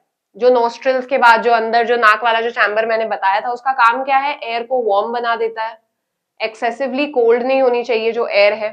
फिर adds moisture to the air, dry air को थोड़ा उसमें नमी डाल देता है। फिर ट्रैप्स हार्मफुल पार्टिकल्स जैसे डस्ट, बैक्टीरिया वगैरह, क्योंकि उसमें हेयर और म्यूकस भी प्रेजेंट होते हैं। अब उसमें सेंसरी सेल्स भी होते हैं, ऑल्फैक्टरी सेल्स जिनको कहा जाता है। तो नेसल चैम्बर में सेंसरी सेल्स भी होते हैं जिनको ऑल्फैक्टरी सेल्स कहा जाता है, और वो स्मेल को डिटेक्ट करने में काम आते हैं। तो नेसल चैम्बर में क्या प्रेजेंट होता है? सेंसरी सेल्स जिनको ऑल्फैक्टरी सेल्स भी कहा जाता है, और ये स्मेल को डिटेक्ट करने में काम आते हैं कि किस चीज की स्मेल है ये, ठीक है। हर एक स्मेल को हम लोग आइडेंटिफाई कर देते हैं ना, ये अच्छी है, ये गंदी है ना। तो फिर वो सेंसरी सेल्स की वजह से हम लोग उसको आइडेंटिफाई कर पाते हैं। अब नेक्स्ट क्या है? Pharynx, लैरिंग्स and trachea. तो हमने ट्रैकिया के बारे में अभी जस्ट डायग्राम में देखा था, फेरिंग्स के बारे में अभी पढ़ा, ठीक है। तो ये लैरिंग्स क्या है? तो हम लोग एक एक बार वापस से इसको देखेंगे। फेरिंग्स क्या है? Common passage for both food and air. तो कॉमन पैसेज है, फूड भी इसी से जाएगा, एयर भी इसी से जाएगा, पर वो आगे जाके सेपरेट हो जाना चाहिए। तो फेरिंग्स क्या है? वो आगे जाके सेपरेट हो जाता है, फूड पाइप अलग, विंड पाइप अलग। अब जो फूड है वो उस विंड पाइप में एंटर नहीं करना चाहिए, वरना बहुत डेडली हो सकता है। जरा सा भी अगर खाना विंड पाइप में चल जाता है, हम लोग तुरंत कफ कर देते हैं, है ना, कफ करने लग जाते हैं ताकि वो खाना एनी हाउ निकल जाए। क्लियर है? क्योंकि वो फिर एयर के लिए रास्ते को ब्लॉक कर सकता है। तो ये जो फेरिंग्स है ये आगे जाकर के फूड पाइप और विंड पाइप में बट जाएगा। क्लियर है? अब लैरिंग्स क्या होता है? ये होता है वॉइस बॉक्स, जिसमें प्रेजेंट होते हैं वोकल कॉर्ड समवेयर इधर। जब भी आप स्वॉलो करोगे ये लैरिंग्स क्या है? ऊपर उठ जाएगा, ठीक है। तो लैरिंग्स क्या है? यहाँ पे आप फील कर सकते हो, इसमें होते हैं वोकल कॉर्ड्स जिनकी वजह से आवाज प्रोड्यूस होती है, हम लोग बोल पाते हैं, ठीक है। तो लैरिंग्स को बोलते हैं voice box, located at the start of the wind pipe. Trachea के एकदम शुरुआत में होती है, विंड पाइप के एकदम स्टार्टिंग में। It contains vocal cords that vibrate to produce sound. तो जब वोकल कॉर्ड्स वाइब्रेट करते हैं ना, तब साउंड प्रोड्यूस होती है। अगर आप बोलोगे और आप यहाँ पे फील करोगे तो आपको लगेगा हाँ यहाँ कुछ वाइब्रेट कर रहा है, वाइब्रेशन जैसी फील होंगी यहाँ पे, ठीक है। तो यहाँ पे क्या है? वोकल कॉर्ड्स है, ठीक है। तो लैरिंग्स को क्या बोलेंगे? वॉइस बॉक्स, जिसमें वोकल कॉर्ड्स होते हैं। अब एपिग्लॉटिस क्या है? बहुत ही इंपॉर्टेंट फंक्शन होता है इसका, ठीक है। एपिग्लॉटिस क्या है? एक फ्लैप जैसा स्ट्रक्चर होता है जो ट्रैकिया यानी कि विंड पाइप के ओपनिंग को प्रोटेक्ट करता है। जैसे कि जब भी हम लोग कुछ भी खाना खाएंगे तो विंड पाइप का रास्ता बंद हो जाएगा, ताकि खाना गलती से भी विंड पाइप में ना जाए, ठीक है। जैसे कि यहाँ पे अगर मैं एक रफ सा कुछ ड्रॉ करूं, ठीक है, यहाँ पे एक फ्लैप जैसा होता है। तो जब भी हम लोग खाना खा रहे हैं, क्लियर है, तो खाना इस फूड पाइप से ही जाना चाहिए, इस विंड पाइप में नहीं जाना चाहिए। तो तब क्या है? एपिग्लॉटिस इसको बंद कर देगा ताकि खाना इसमें जाए ही ना। जब भी आप कुछ स्वॉलो करोगे आपको फील होगा कि हाँ कुछ बंद हो रहा है। तो बंद क्या होता है? वो विंड पाइप का रास्ता बंद होता है ताकि खाना उसमें ना चला जाए। क्लियर है? तो इसीलिए बोला जाता है कि खाना खाते वक्त बात नहीं करनी चाहिए, क्योंकि फिर हम लोग जल्दबाजी में होता है ना, बिना स्वॉलो किए ही खाना बाई चांस अंदर चला गया, स्वॉलो किया ही नहीं और खाना अंदर चला गया, पता ही नहीं लगा, तो वो विंड पाइप में भी जा सकता है फिर, ठीक है। It closes during swallowing to prevent food from entering the wrong pipe, ठीक है। अब ट्रैकिया क्या है? यहाँ पे आई होप ये स्ट्रक्चर एकदम अच्छे से समझ में आ गया होगा, फिर भी एक बार देख लेते हैं, मेरा मन नहीं मानता, ठीक है। तो ये ट्रैकिया है, ये आगे दो पार्ट्स में डिवाइड होके लंग्स में एंटर करता है। इन दो पार्ट्स को बोलते हैं ब्रोंकाई, ठीक है, सिंगुलर फॉर्म है ब्रोंकस। यही ब्रोंकाई फर्दर और ज्यादा छोटी छोटी टहनियां निकलती है इससे, इनको बोलते हैं ब्रोंकियोल्स। ब्रोंकियोल्स के एंड में होता है गोल गोल, स्ट्रक्चर, इसको बोलेंगे एल्वियोली। एल्वियोली में ब्लड वेसल्स होते हैं जो एक्सचेंज ऑफ गैसेस में मदद करते हैं। तो अब आते हैं वापस ट्रैकिया और विंड पाइप में, ठीक है। ट्रैकिया और विंड पाइप में ध्यान देंगे, its walls are strengthened by C shaped cartilaginous rings. तो ये जो ट्रैकिया है, यहाँ पे छोटे छोटे कार्टिलेज के रिंग्स है, ताकि हम लोग इसको ऐसे कर पाए, फिर ऐसे कर पाए, ऐसे कर पाए। तो ये कैसे कर पा रहे हैं, टूट क्यों नहीं रहा, क्योंकि यहाँ पे कार्टिलेज है, बोन नहीं है, ठीक है। That prevent it from collapsing and keeping it permanently distended, ठीक है। नेक्स्ट, अब bronchi and bronchioles. Trachea divides into two, bronchi जो हर एक लंग में एंटर करता है, फिर bronchi divide into secondary bronchi, then tertiary bronchi, उसके बाद finally into tiny tubes called bronchioles. तो ये बस इसकी टहनियों की नाम है, मतलब टहनियों के नाम है, की नाम बोल रही हूँ, ठीक है। तो ब्रोंकाई जो है वो आगे जाके सेकेंडरी ब्रोंकाई में ब्रेक होगा, फिर उससे भी छोटी छोटी टहनियां निकलेंगी जिसको बोलते हैं टर्शियरी ब्रोंकाई, ठीक है। तो एक टहनी, ठीक है, जैसे ब्रोंकाई आगे जाके डिवाइड हो जा रहा है तो सेकेंडरी ब्रोंकाई, ठीक है, फिर सेकेंडरी ब्रोंकाई भी आगे जाके और ज्यादा डिवाइड हो जाएगा तो टर्शियरी ब्रोंकाई, फिर टर्शियरी ब्रोंकाई भी और महीन हो जाएगा तो उसको बोलेंगे ब्रोंक्यूल्स। ब्रोंक्यूल्स के एंड में होते हैं एल्वियोली। तो एल्वियोली बहुत ही इंपॉर्टेंट स्ट्रक्चर है, यहाँ पे एक एल्वियोली है, ये गोला सा, ठीक है। तो ये क्या है, एक एल्वियोली का स्ट्रक्चर है। अब एल्वियोली में होता है ये ब्लड वेसल, ये ब्लड वेसल यहाँ पे बनाया हुआ है, ये येलो वाला जो दिख रहा है असली में येलो होता नहीं है, ठीक है। एल्वियोली में क्या होता है, ब्लड वेसल। तो यहां से ब्लड जा रहा है, ठीक है, यहां से क्या है, ब्लड जा रहा है, क्लियर है। ये एल्वियोली है, इसके सराउंडिंग में क्या है, ब्लड वेसल, यहां से क्या है, ब्लड जा रहा है। अब आप सोच रहे होगे कि आर पार कैसे होगा, फिर यहां से तो हवा आएगी पर ये अंदर कैसे जाएगी, क्योंकि एल्वियोली के जो वॉल्स होते हैं ना, और जो ब्लड वेसल्स के जो वॉल्स है वो बहुत ही पतले हैं, तो हवा को आर पार जाने देंगे।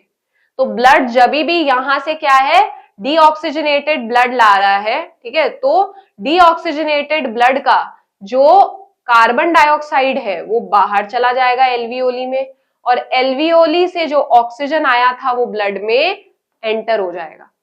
तो अब ये जो डीऑक्सीजनेटेड ब्लड था जिसमें कार्बन डाइऑक्साइड प्रेजेंट था, अब वो क्या हो गया है, ऑक्सीजनेटेड हो गया है, क्योंकि उसने एल्वियोली से ऑक्सीजन ले लिया और एल्वियोली में वापस क्या दे दिया, कार्बन डाइऑक्साइड दे दिया। क्लियर है। तो आई होप ये एक्सचेंज ऑफ गैसेस क्लियर है। तो एल्वियोली बहुत ज्यादा इंपॉर्टेंट है हमारे लिए, ठीक है। तो structure of the lungs, lungs कैसे होते हैं भाई, स्पॉन्जी होते हैं, इलास्टिक होते हैं, ठीक है। Right lung has 3 lobes while the left lung has 2 and is slightly smaller to accommodate the heart।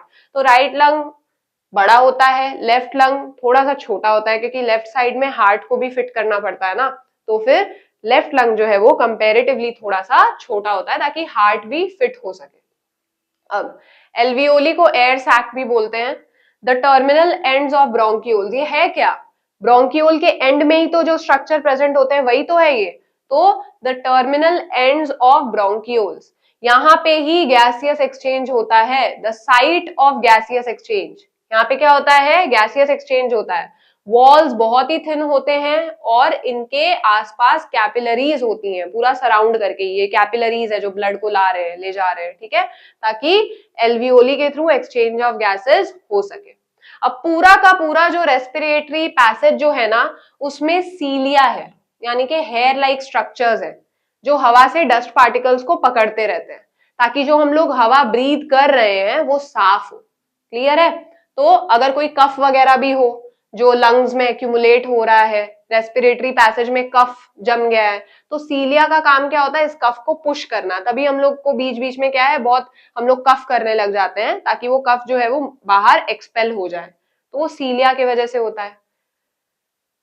अब मेम्ब्रेनस कवरिंग्स जो लंग्स में प्रेजेंट होती हैं, ये एक डायग्राम है लंग का, ठीक है, और ये एल्वियोली का है। यहां से क्या है, डीऑक्सीजनेटेड ब्लड आ रहा है, ये एल्वियोली है साइड में, और एल्वियोली से क्या है, ऑक्सीजनेटेड होकर के वापस जा रहा है। तो इधर से आ रहा है, इधर से वापस जा रहा है, और इसको एयर मिल कहाँ से रही है, यहाँ से जब ये आएगा तो कार्बन डाइऑक्साइड लेके आएगा ना, तो ये दे देगा एल्वियोली में, और एल्वियोली से क्या ले लेगा, ऑक्सीजन ले लेगा। मैं इसको बार बार बोल रही हूँ क्योंकि ये बहुत ही इंपॉर्टेंट है, ठीक है ना। अब लंग्स के जो मेम्ब्रेन्स हैं, lungs are covered by two membranes. भाई लंग्स भी बहुत इंपॉर्टेंट ऑर्गन्स होते हैं, तो इसको ऐसे ही तो छोड़ नहीं सकते। हार्ट भी मेम्ब्रेन से कवर्ड है, हार्ट के ऊपर भी कवरिंग होती है, लंग्स के ऊपर भी कवरिंग होती है, ठीक है। तो एक होता है इनर प्लूरा जो इनर मेम्ब्रेन है, और एक क्या है आउटर प्लूरा जो आउटर मेम्ब्रेन है। तो दो मेम्ब्रेन्स होते हैं लंग्स के ऊपर, ठीक है, चढ़े हुए। प्लूरल फ्लूइड क्या होता है, प्लूरल फ्लूइड, ये दोनों प्लूरा के बीच में जो फ्लूइड होता है उसको बोलते हैं प्लूरल फ्लूइड, ठीक है। It is found between the membranes, दोनों मेम्ब्रेन्स के बीच में जो फ्लूइड होता है उसी को बोलते हैं प्लूरल फ्लूइड। पूरी मुंह की एक्सरसाइज हो गई बोलते वक्त, ठीक है। Now it provides lubrication for smooth lung movement. Lungs easily expand हो पाए, जब हवा अंदर आएगी तो एक्सपेंशन होगा लंग्स का, फिर जब एक्सेल करेंगे तो कॉन्ट्रैक्ट हो पाए, तो आराम से बिना फटे कॉन्ट्रैक्शन रिलैक्सेशन हो पाए।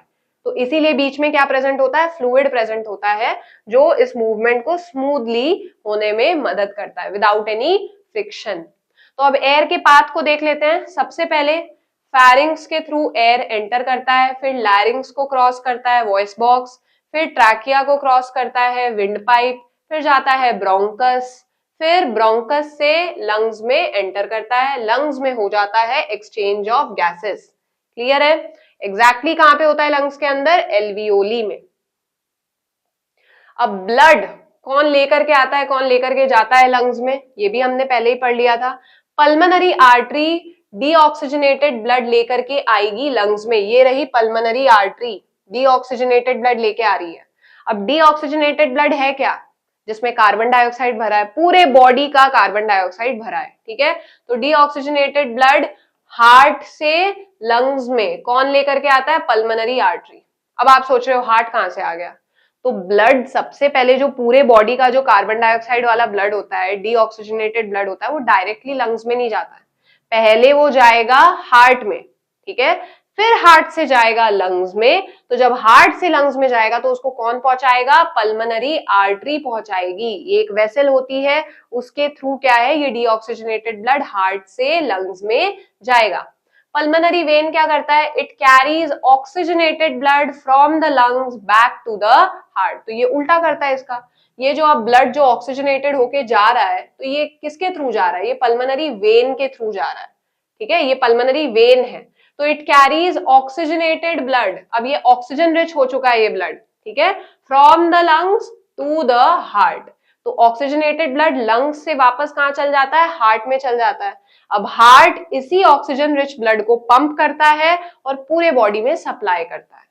क्लियर है। तो और अच्छे से क्लियर हो गया होगा आप लोगों को कि जो ऑक्सीजन रिच ब्लड है पूरे बॉडी में कैसे जाता है, जब हार्ट इसको पंप करता है वो पूरे बॉडी में इसको डिस्ट्रीब्यूट करता है इस ऑक्सीजन रिच ब्लड को, ठीक है।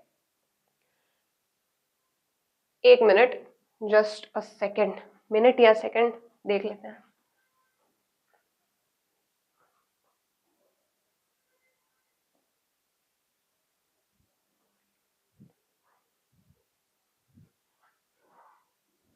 नाउ अब बैक टू रेस्पिरेटरी साइकिल, हमने बहुत ही अच्छे से सब कुछ अभी तक डिस्कस कर लिया है। होप आपको सब कुछ समझ में आ रहा होगा, ठीक है। फिर भी डाउट्स जो भी है वो तो आप कमेंट सेक्शन में बताओगे ही, तो बताते रहना। Now respiratory cycle, this cycle consist of inspiration जिसको बोलते हैं ब्रीदिंग इन, और एक्सपायरेशन जिसको बोलते हैं ब्रीदिंग आउट, एंड एक शॉर्ट रेस्पिरेटरी पॉज, ठीक है। Inspiration, pause, respiration, I mean expiration, ठीक है, ब्रीदिंग आउट। तो inspiration breathing in, expiration breathing out. Clear है। The breathing rate of an adult is 12 to 18 breaths per minute. तो एक minute में हम लोग 12 से 18 बार ही सांस लेते हैं, ब्रीद करते हैं, while that of a baby is 60 times per minute। Babies बहुत जल्दी जल्दी क्या है, सांस लेते हैं, ठीक है ना। अब ये एक डायग्राम है कि जब भी हम लोग ब्रीद इन करते हैं तो ये जो थोरैसिक कैविटी है, जो चेस्ट कैविटी है, इसका क्या हाल होता है, एंड जब ब्रीद आउट करते हैं तो क्या हाल होता है, ठीक है। तो जब भी ब्रीद इन करेंगे तो आप देख सकते हो चेस्ट कैविटी बड़ी हो जाती है, इसका जो वॉल्यूम है वो इंक्रीज हो जाता है, ठीक है। और जब भी ब्रीद आउट करेंगे तो क्या है, ये वापस अपने ओरिजिनल स्टेट में आ जाएगा। क्लियर है।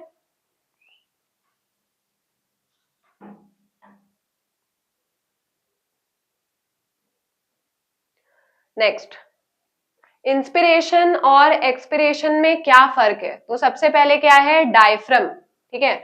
डायफ्रम क्या है? जो एब्डोमिनल कैविटी और थोरैसिक कैविटी यानी कि चेस्ट कैविटी को सेपरेट करने का काम करता है, तो ये होता है डायफ्रम। ये दिख रहा होगा डोम शेप्ड, ठीक है, इसको क्या बोलते हैं, डायफ्रम बोलते हैं, ठीक है। तो ये क्या है, डायफ्रम है, जो चेस्ट कैविटी और नीचे वाले पार्ट को, एब्डोमिनल कैविटी को क्या है, सेपरेट करता है।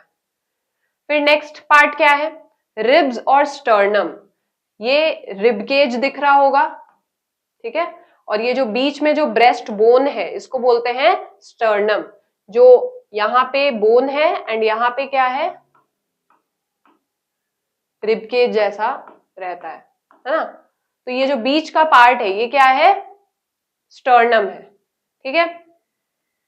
फिर क्या है, थोरैसिक कैविटी जिसको चेस्ट कैविटी बोलते हैं। एयर प्रेशर और एयर मूवमेंट के बारे में भी हम लोग इसमें बात करेंगे। तो जब भी हम लोग ब्रीद इन करते हैं तो डायफ्रम क्या हो जाता है, फ्लैट हो जाता है हल्का सा।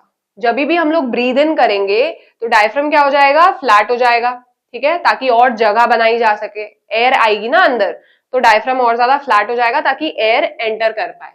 क्लियर है।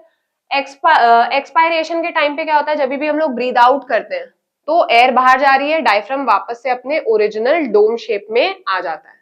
तो जब एयर अंदर आएगी तो डायफ्रम फ्लैट हो जाएगा, ठीक है। जब एयर बाहर जाएगी तो डायफ्रम वापस क्या हो जाएगा, अपना ओरिजिनल शेप में आ जाएगा। फिर नेक्स्ट है रिब्स और स्टर्नम। तो जो रिबकेज होता है, जो स्टर्नम होता है, जब भी हम लोग सांस लेते हैं तो रिबकेज क्या है, हल्का सा ऊपर आ जाता है, ठीक है, ताकि जगह बनाई जा सके, चेस्ट कैविटी को बड़ा किया जा सके, ठीक है, ताकि और एयर के लिए जगह बनाई जा सके, चेस्ट कैविटी बड़ी हो सके। जब भी ब्रीद आउट करेंगे चेस्ट कैविटी वापस नॉर्मल हो जाएगी, मतलब वापस अपने ओरिजिनल साइज में। जो रिबकेज है वो वापस डाउनवर्ड आ जाएगा, ठीक है। Move downwards and inwards. तो इस केस में ribcage move upwards and outwards, थोड़ा बाहर के तरफ, और जब सांस छोड़ देते हैं तो रिबकेज वापस नीचे और अंदर चला जाता है। फिर क्या है, वॉल्यूम इंक्रीजेस। चेस्ट कैविटी की जो वॉल्यूम है, डायफ्रम फ्लैट हो चुका है, रिबकेज बाहर स्लाइटली आ चुका है, तो चेस्ट कैविटी बड़ी हो गई है ताकि हवा के लिए जगह बनाई जा सके। और जब सांस बाहर छोड़ते हैं तब वॉल्यूम वापस से डिक्रीज हो जाती है, क्योंकि एयर बाहर चली गई ना, तो चेस्ट कैविटी वापस छोटी हो गई, ठीक है। अब air pressure decreases inside the lungs. जैसे ही चेस्ट कैविटी बड़ी होती है, ठीक है, चेस्ट कैविटी बड़ी हो जाती है तो अंदर का प्रेशर क्या हो जाता है, डिक्रीज हो जाता है, क्योंकि एयर तो अभी भी उतनी ही है और जगह बढ़ गई, तो प्रेशर क्या हो जाएगा, डिक्रीज हो जाएगा ना। ये पहले भी जूनियर क्लासेस में पढ़ा होगा आपने कि जब, इसको ध्यान से समझना भाई, ये बहुत इंपॉर्टेंट कॉन्सेप्ट है। यहां पे स्पेस है, ठीक है, प्रेशर किस केस में ज्यादा होगा,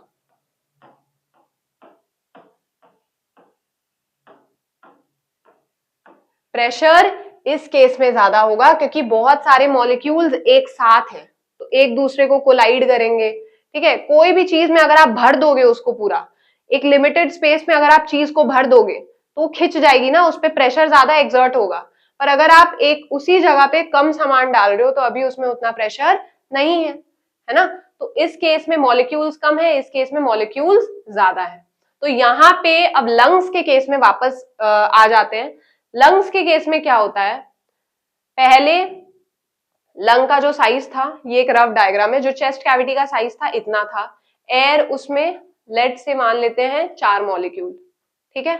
अब हम लोग जैसे ही, मतलब जब चेस्ट कैविटी का साइज बढ़ जाता है, जब चेस्ट कैविटी का साइज बढ़ जाता है, अभी भी तो 4 मॉलिक्यूल है, तो प्रेशर क्या हो जाएगा, कम हो जाएगा ना, क्योंकि जगह और बढ़ गई, तो अब प्रेशर कम हो गया, ठीक है। अब ये और दूर दूर हो जाएंगे एक दूसरे से, तो प्रेशर आपस में क्या हो जाएगा, कम हो जाएगा। तो जब अंदर का प्रेशर कम है, बाहर का प्रेशर ज्यादा है, तो हवा बाहर से अंदर आ जाएगी, क्योंकि कोई भी चीज हमेशा अपने हाई प्रेशर से अपने लो प्रेशर की तरफ जाती है। तो अंदर प्रेशर लो है, बाहर प्रेशर हाई है, तो हवा जो है वो बाहर से अंदर आ जाएगी और मतलब हम लोग इनहेल कर पाएंगे। क्लियर है, आई होप क्लियर होगा। तो जब भी इनहेल करते हैं तो जो चेस्ट कैविटी है, ठीक है, वो तो बड़ी होती है, अंदर प्रेशर कम हो जाता है, इसीलिए बाहर की जो हवा है वो अंदर आती है और हम लोग इनहेल कर पाते हैं, क्योंकि बाहर हाई प्रेशर ही है, अंदर कंपैरेटिवली क्या है, लो प्रेशर है। बाहर जो एयर मॉलिक्यूल्स है वो क्या है, पास पास है, पर अंदर के जो एयर मॉलिक्यूल्स वो क्या है, दूर दूर है। तो बाहर से जो हवा है वो अंदर आ जाएगी, ठीक है, बाहर से हवा अंदर आ जाएगी और तब हम लोग सांस ले पाएंगे, मतलब इनहेल कर पाएंगे। अब जब हम लोग एक्सहेल करते हैं तब क्या होता है, प्रेशर ज्यादा हो जाता है। एक्सहेल करते हैं तो होता क्या है, इसको हम लोग ठीक उल्टे तरीके से समझेंगे। यहाँ पे चेस्ट कैविटी क्या है, बड़ी हो गई थी ना, अब इसको रब कर देते हैं, इसको समझते हैं वापस।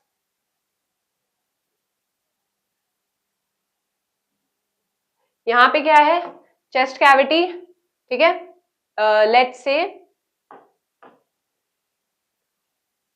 लास्ट हम लोग इनहलेशन के टाइम पे क्या था, चेस्ट कैविटी बड़ी हो गई थी, है ना, तो उस केस में हम लोग सांस ले पाए क्योंकि अंदर लो प्रेशर था, बाहर हाई प्रेशर था। मतलब हमने इनहलेशन किया, एयर अंदर आ गई। अब क्या होगा कि चेस्ट कैविटी छोटी हो जाएगी, तब प्रेशर वापस से बढ़ जाएगा। यहाँ पे क्या है, लेट से इतने एयर मॉलिक्यूल्स थे, पर अब क्या है, चेस्ट कैविटी छोटी हो गई, ठीक है, 4 3 7, तो अब प्रेशर बढ़ गया ना, सब पास पास आ गए, अब एक दूसरे से ज्यादा भिड़ेंगे, ज्यादा प्रेशर एक्सर्ट करेंगे, तो अब अंदर का प्रेशर क्या है, बढ़ गया है। बाहर का प्रेशर कंपैरेटिवली क्या है, लो है, क्योंकि अंदर का प्रेशर ज्यादा है। अब चेस्ट कैविटी श्रिंक हो गई है, ठीक है, जिसकी वजह से अंदर का प्रेशर क्या है, बढ़ गया है, और बाहर का प्रेशर क्या है, लो है। तो हवा कहां से कहां जाएगी, अंदर से बाहर जाएगी। High pressure to low pressure, कोई भी चीज अपने हाई प्रेशर से लो प्रेशर की ओर जाती है, तो फिर हम लोग क्या है, एक्सहेल कर पाएंगे, हवा अंदर से बाहर चली जाएगी। तो ये सब डिपेंड करता है चेस्ट कैविटी के साइज पे। पहले चेस्ट कैविटी क्या थी, बड़ी हो गई थी, तो अंदर लो प्रेशर क्रिएट हुआ, इसलिए हाई प्रेशर से लो प्रेशर में हवा आ गई, बाहर से अंदर आ गई और हम लोग सांस ले पाए। बट जब चेस्ट कैविटी श्रिंक हो गई तो प्रेशर वापस बढ़ गया, तो अब हवा हाई प्रेशर से लो प्रेशर में जाएगी, अंदर से बाहर जाएगी, फिर हम लोग एक्सहेल कर पाएंगे, ठीक है। Now control of breathing, breathing को कंट्रोल करता कौन है, रेस्पिरेटरी सेंटर कंट्रोल करता है। ये रेस्पिरेटरी सेंटर है कहाँ पे, मेड्यूला ऑब्लोंगेटा में पाया जाता है। मेड्यूला ऑब्लोंगेटा बॉडी के जितने भी इनवॉलेंटरी एक्शंस है, यानी कि जिसको आप कंट्रोल नहीं कर सकते हो, उनको बोलते हैं इनवॉलेंटरी एक्शंस, जैसे हार्ट बीट, ठीक है, ब्रीदिंग, ठीक है। तो ये सभी एक्टिविटीज को कौन कंट्रोल करता है, मेड्यूला ऑब्लोंगेटा कंट्रोल करता है, ठीक है। अब ये स्टिमुलेट कैसे होता है, जब हमारे ब्लड में कार्बन डाइऑक्साइड की मात्रा बहुत ज्यादा बढ़ जाती है, तब सिग्नल प्रोड्यूस होता है और मेड्यूला ऑब्लोंगेटा को पता चल जाता है कि भाई अब कार्बन डाइऑक्साइड को बाहर निकालो, ठीक है। ऐसे ही फिर ब्रीदिंग इन ब्रीदिंग आउट हम लोग कर पाते हैं। तो ऐसे ही मेड्यूला ऑब्लोंगेटा क्या है, ब्रीदिंग को कंट्रोल करता है। क्लियर है। अब कुछ बहुत ही इजी कॉन्सेप्ट्स है, ठीक है, अब ज्यादा टफ कॉन्सेप्ट्स नहीं है। नाउ अब रेस्पिरेटरी वॉल्यूम्स एंड कैपेसिटीज पे ध्यान देंगे। सबसे पहले क्या है, टाइडल वॉल्यूम। टाइडल वॉल्यूम क्या है कि नॉर्मल जब भी आप ब्रीथ कर रहे हो, नॉर्मली ब्रीथ कर रहे हो, तो जितनी हवा अंदर आ रही है और जितनी हवा बाहर जा रही है, यानी कि जब आप इनहेल कर रहे हो तो एयर एंटर करेगी लंग्स में, फिर एक्सहेल कर रहे हो तो एयर लीव करेगी, ठीक है, एयर बाहर जाएगी। तो उसी कैपेसिटी मतलब उसी क्वांटिटी को क्या बोला जाता है, टाइडल वॉल्यूम। कितनी वॉल्यूम ऑफ एयर एंटर कर रही है और बाहर जा रही है, ठीक है, तो इसको हम लोग क्या बोलते हैं, टाइडल वॉल्यूम। ये नॉर्मल ब्रीदिंग है। इस केस में क्या है, नॉर्मली आप ब्रीद कर रहे हो, ठीक है, फोर्सफुली ब्रीद नहीं कर रहे हो, ऐसे एकदम लंबी सांस लेना वैसा नहीं है, ठीक है। नॉर्मल कोई भी एक्टिविटी करते करते जब आप ब्रीद इन करते हो, ब्रीद आउट करते हो, तो जितनी वॉल्यूम ऑफ एयर एंटर करती है, फिर एग्जिट करती है, बाहर आती है, तो उसको हम लोग बोलते हैं टाइडल वॉल्यूम, ठीक है। नेक्स्ट है डेड एयर स्पेस। तो air in the passages where no exchange occurs. तो पैसेज जैसे क्या हो गया, विंड पाइप हो गया, है ना, ब्रोंकाई हो गया, तो यहाँ पे तो कोई भी एयर का एक्सचेंज होता नहीं है, गैसेस का एक्सचेंज होता नहीं है, पर फिर भी वहां पे भी एयर प्रेजेंट होती है हर टाइम, तो उसी एयर को हम लोग क्या बोलते हैं, डेड एयर स्पेस, ठीक है, तो air in passages where no exchange occurs, यहाँ पे एक्सचेंज नहीं हो रहा है फिर भी वहां पे एयर है, ठीक है, तो इसको बोलेंगे डेड एयर स्पेस। फिर है एल्वियोलर एयर, तो एल्वियोली में, ठीक है, जितनी एयर होती है, टोटल जितने भी एल्वियोली है उसमें मिला करके जितनी वॉल्यूम ऑफ एयर होगी उसको बोलते हैं एल्वियोलर एयर। तो air that actually reaches the sac, ठीक है, सैक यहाँ पे क्या है, एल्वियोली है। फिर इंस्पिरेटरी रिजर्व वॉल्यूम किसको बोलते हैं, extra air forcibly inhaled after a normal breath. अब ध्यान से आप सुनिएगा, नॉर्मल ब्रेथ यानी कि जैसे कि हमने ऐसे सांस ली नॉर्मली, फिर रुक करके जब और कितनी हम लोग सांस अंदर ले सकते हैं उसको बोलते हैं इंस्पिरेटरी रिजर्व वॉल्यूम। यानी कि एक बार नॉर्मली इनहेलेशन किया, उसके बाद उसके ऊपर और कितनी आप लंबी सांस भर सकते हो उसको बोलते हैं इंस्पिरेटरी रिजर्व वॉल्यूम। फिर क्या है, एक्सपिरेटरी रिजर्व वॉल्यूम क्या होता है, एक बार आपने नॉर्मली एक्सहेल किया, ठीक है, तो उसके बाद आप और कितनी एयर को एक्सहेल कर सकते हो, तो extra air forcibly exhaled after a normal breath, ठीक है। तो एक बार आपने क्या है नॉर्मली ब्रीथ आउट किया without any pressure without any force, तो उसके बाद भी आप और कितनी एयर को ब्रीथ आउट कर सकते हो, मतलब एक्सहेल कर सकते हो, उसको बोलते हैं expiratory reserve volume. Vital capacity क्या है, the maximum volume of air one can exhale and exhale after a maximum inhalation. तो आप जितनी लंबी सांस आप ले सकते हो आपने ली, और उसके बाद आप कितनी एयर एक्सहेल कर रहे हो उसको बोलते हैं vital capacity. The maximum volume of air जो आप एक्सहेल कर सकते हो एक बार में उसको हम लोग क्या बोलते हैं, वाइटल कैपेसिटी, ठीक है। जो लंबी सांस भरना फिर एकदम लंबी सांस छोड़ना, ठीक है, तो वो क्या है, वाइटल कैपेसिटी। अब रेसिड्यूअल वॉल्यूम क्या है, air remaining in the lungs even after forced expiration prevents lung collapse. तो यहाँ पे इस केस में क्या होता है, रेसिड्यूअल वॉल्यूम क्या है कि हम लोग फोर्सिबली भी अगर ब्रीद आउट कर देते हैं ना, फोर्सफुली भी ब्रीद आउट कर देते हैं तो भी लंग्स के अंदर कुछ ना कुछ हवा रहती ही है, ठीक है, तो उसको क्या बोला जाता है, रेसिड्यूअल वॉल्यूम बोला जाता है। क्लियर। फिर टोटल लंग कैपेसिटी किसको बोलते हैं, the maximum air lungs can hold, total volume of air जो लंग्स होल्ड कर सकते हैं, ठीक है, लंग्स कितना स्ट्रेच हो सकते हैं, कितनी ज्यादा एयर को वो एक बार में होल्ड कर सकते हैं दोनों लंग्स मिला करके, तो उसको बोलते हैं टोटल लंग कैपेसिटी, ठीक है। अब नेक्स्ट क्या है, इंस्पायर्ड वर्सेस एक्सपायर्ड एयर। तो एक्सपायर्ड एयर और इंस्पायर्ड एयर में बहुत फर्क होता है। इंस्पायर्ड एयर जो होती है, जो हम लोग इनहेल करते हैं, तो उसमें ऑक्सीजन ज्यादा होता है। एक्सपायर्ड एयर में कार्बन डाइऑक्साइड ज्यादा होता है, वार्म गर्म होता है वो एयर, ठीक है, क्योंकि रेस्पिरेशन में हीट एनर्जी भी तो रिलीज होती है ना, तो वो हीट एक्सपायर्ड एयर के साथ ही बाहर आती है, ठीक है। आप ऐसे फील भी कर सकते हो, ये जो एयर बाहर आ रही है वो क्या है, स्लाइटली वार्म है, ठीक है। तो it contains less oxygen, expired air में कम ऑक्सीजन होता है, ज्यादा कार्बन डाइऑक्साइड होता है, ज्यादा वाटर वेपर होता है। अगर आप बहुत टाइम तक ऐसे क्या करोगे, एक्सपायर करते जाओगे हाथ पे, तो ये वाला पर्टिकुलर एरिया जो है वो क्या हो जाएगा, थोड़ा नम हो जाएगा, थोड़ा बोल सकते हैं नमी आ जाएगी उसमें। तो इससे पता लगता है कि एक्सपायर्ड एयर में क्या है, वाटर वेपर है। It is warmer, expired air क्या है, गर्म है, ठीक है। इंस्पायर्ड एयर से ज्यादा वार्म क्या होती है, एक्सपायर्ड एयर होती है, क्योंकि रेस्पिरेशन के दौरान जो हीट एनर्जी प्रोड्यूस होती है वो भी एक्सपायर्ड एयर के साथ ही निकलती है।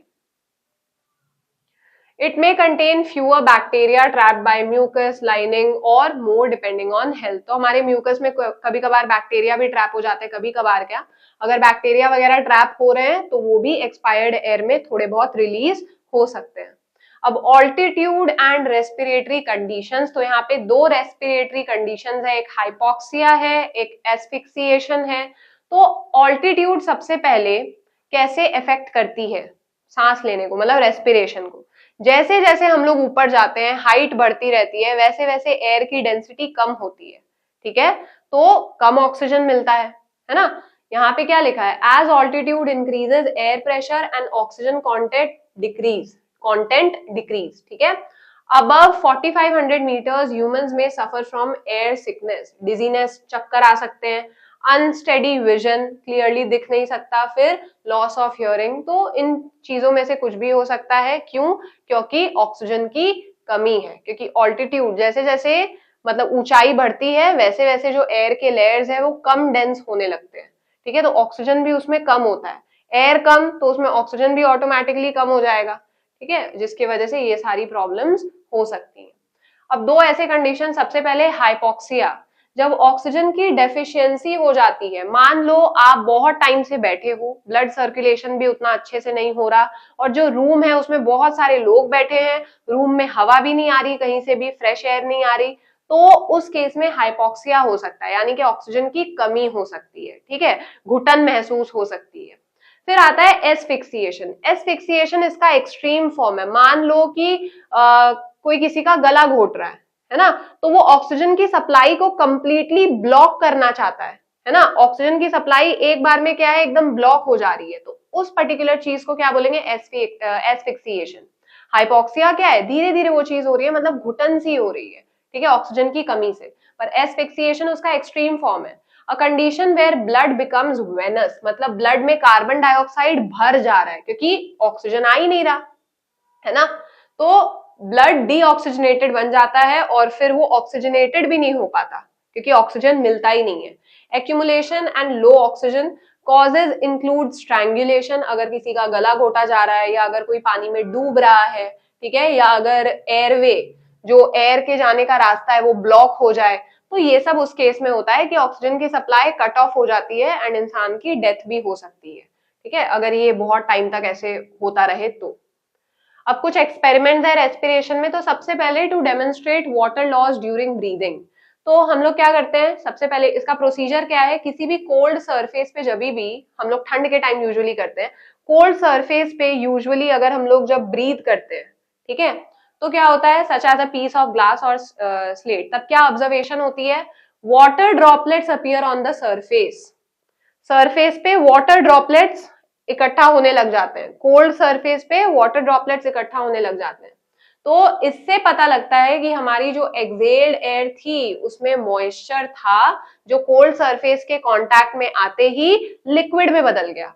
वाटर वेपर जब ठंडे सरफेस को टच करती है तो वो वाटर में बदल जाती है ना, वाटर ड्रॉप्स फॉर्म हो जाएंगे वहां पे ना, कंडेंसेशन हो जाएगा, तो ये एक प्रूफ है।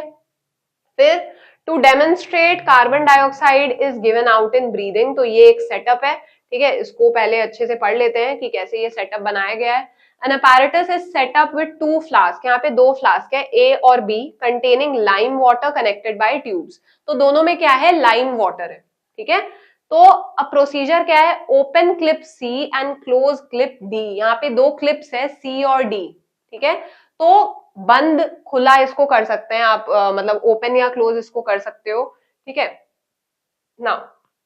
Open clip C and close clip D to suck air in through the mouth. Atmospheric air rushes into flask A, bubbling through its lime water. तो यहाँ पे क्या है, क्लिप C जो है इसको खोल दिया है, यहाँ से एयर आ सकती है, क्लिप D को क्या है, बंद कर दिया पहले।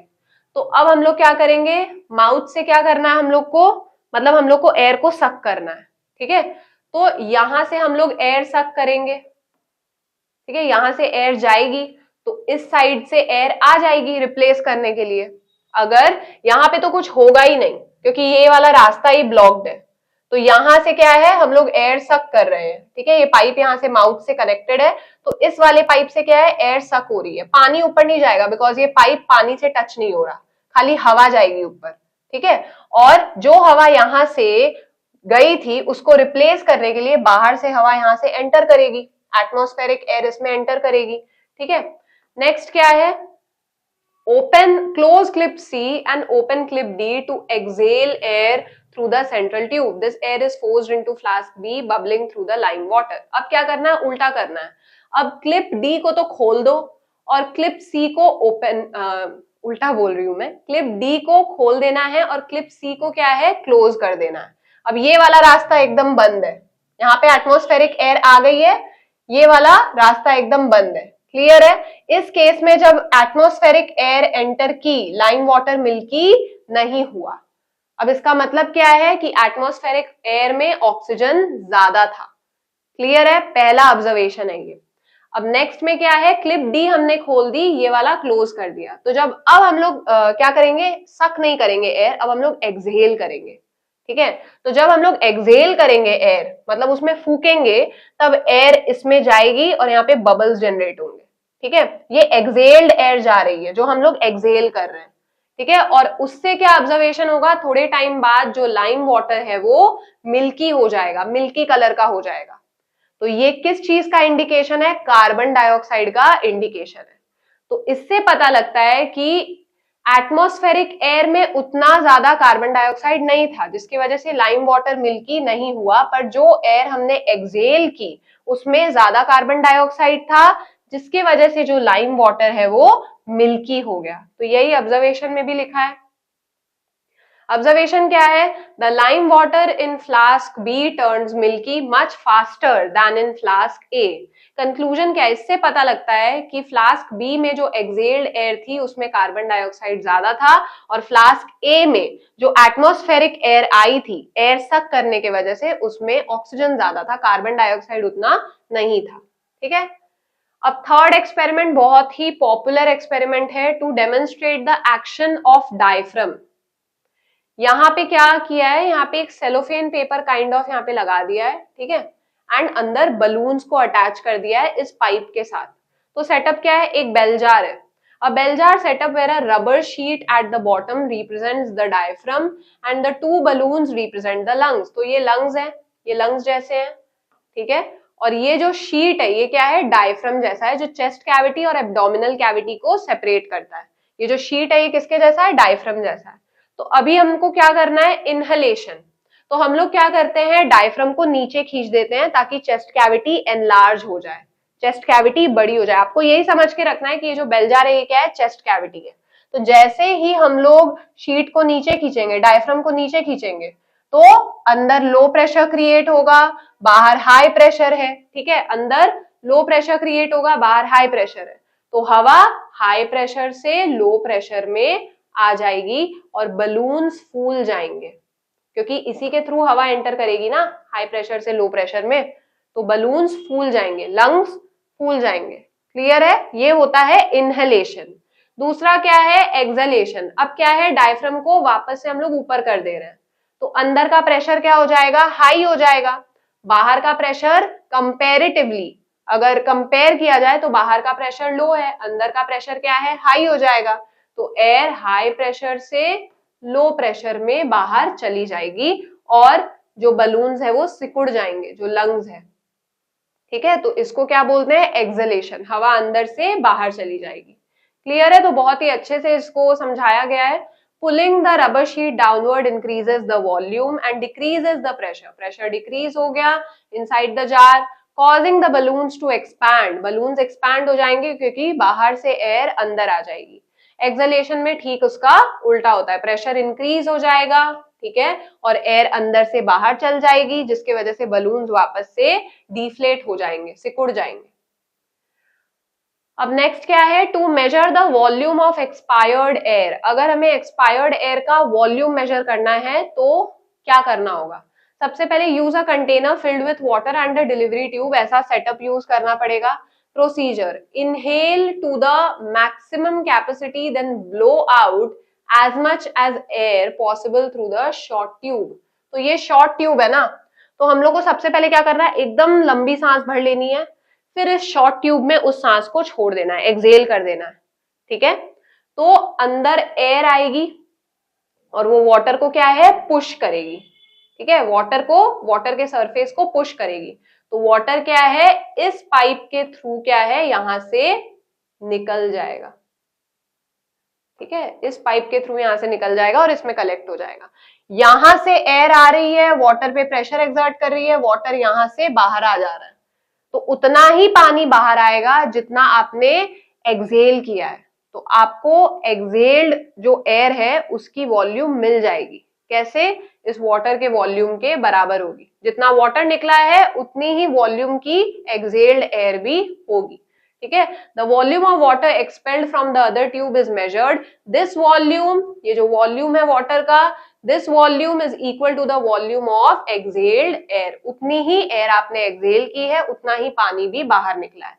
ठीक है, to show that oxygen is taken in by animals during respiration. तो यहाँ पे दो कॉनिकल फ्लास्क यूज किए गए हैं, फ्लास्क ए, ठीक है, जिसमें एक लिविंग एनिमल है, एंड फ्लास्क बी जिसमें एक डेड एनिमल है, ठीक है, contains a dead animal soaked in formalin as a control. तो यहाँ पे क्या है, एक डेड कॉकरोच है, ठीक है। Now leave the flask for a few hours, then introduce a small burning candle into each. The candle in flask A goes out faster than the one in flask B. Conclusion: living animals consume oxygen during respiration, leaving less available for combustion. तो इसको समझ लेते हैं, दो flask है, एक ऐसा ही flask होगा, इसमें तो डेड कॉकरोच है, एक ऐसा ही फ्लास्क होगा जिसमें क्या है, लिविंग कॉकरोच होगा। इसको बंद कर देंगे, इसमें क्या है, लिविंग कॉकरोच है, ठीक है। तो लिविंग कॉकरोच ऑक्सीजन यूज करेगा, पर डेड कॉकरोच ऑक्सीजन यूज नहीं करेगा। तो कुछ टाइम तक हम लोग दोनों ही सेटअप को क्या है, छोड़ देंगे। अब ये प्रूफ कैसे होगा कि लिविंग कॉकरोच ने ऑक्सीजन को यूज किया है? हम लोग दोनों ही फ्लास्क में कैंडल, जलती हुई कैंडल डालेंगे, ठीक है, बिना ऑक्सीजन के तो जलेगी नहीं कैंडल, तो दोनों ही फ्लास्क में क्या है, जलती हुई कैंडल डालेंगे। कुछ टाइम बाद इस वाले फ्लास्क में जो कैंडल है वो बुझ जाएगी, इस वाले फ्लास्क में जो कैंडल है वो बुझ जाएगी, और ये वाले फ्लास्क की जो कैंडल है वो लंबे समय तक जलेगी। वाई?